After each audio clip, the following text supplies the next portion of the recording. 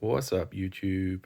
Quick update again, just to let you know what's going on with the NZ. So, um, mountains of paperwork being submitted to our licensed immigration advisor at the moment.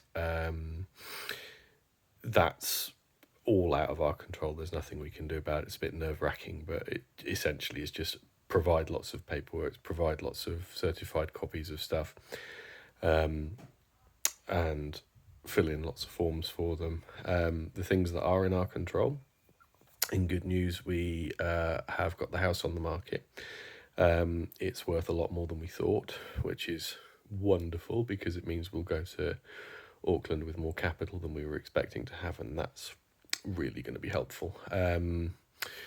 We have had a shipping agent come around and appraise the amount of stuff that we want to take now. What he says is we should just about, with a very little bit spare, fit into a 20-foot shipping container everything we want to take. That is going to cost us about £5,800 for a 20-foot shipping container from, and that's door to door, from Devon to Auckland. And that includes 4 weeks of storage at the other end, so which is lovely. And he says that if we need to store the stuff at the other end, which we probably will, we're looking at about $60 a week, which is about £30. So that is very good value as far as I'm concerned.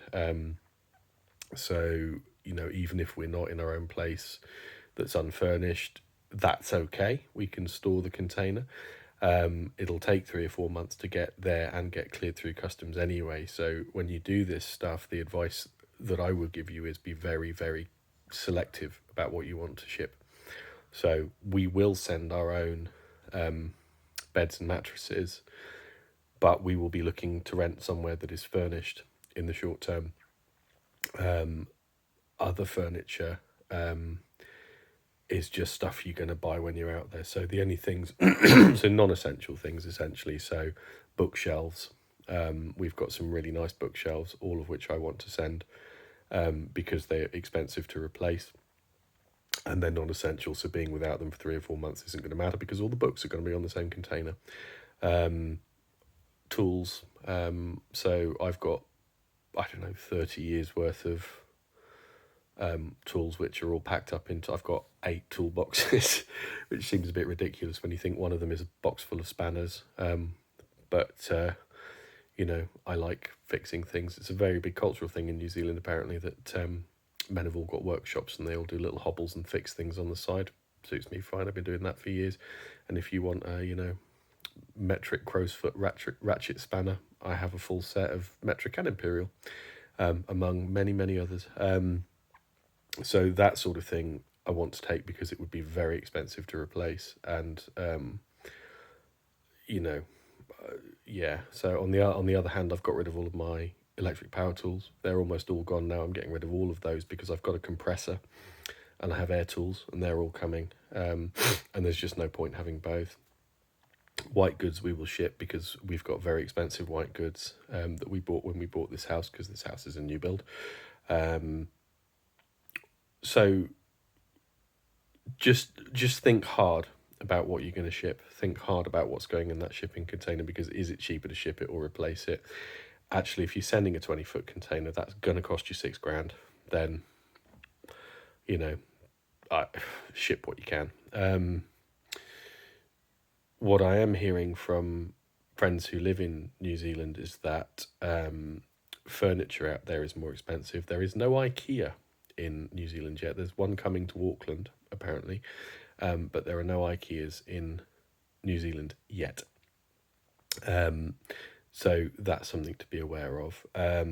Furniture over there does tend to be more expensive, so if you've got nice furniture that you want to ship it. On the other hand, things like electricals, because it's so much closer to both Japan, China, essentially all of those Eastern Global South big tiger economies, the proximity to those means the shipping costs of stuff like that is much lower, means you can buy it cheaper over there. That goes for cars as well. Cars are a lot cheaper in New Zealand than they are over here, which is absolutely fabulous. Yeah, so that's it for the shipping. The job's all squared away. and they're just waiting for me to start. So effectively, all we need to do now is sell the house, book the move, book flights, load up the container, uh, get the visas, and we are off to Auckland. Obviously, when we get there, the plan has got to be to get an Airbnb. We think probably for a month, depending. I'm not sure because we I suspect we'll end up renting a house and having an Airbnb alongside each other, but that's okay. MIQ fees are not as astronomical as I thought. For all of us, we'd still be looking in the region of about £1,300 MIQ fees for myself, my wife, my two girls. If we go into MIQ, that we may or may not need to do that. I genuinely I don't know, but we'll book MIQ when we book flights.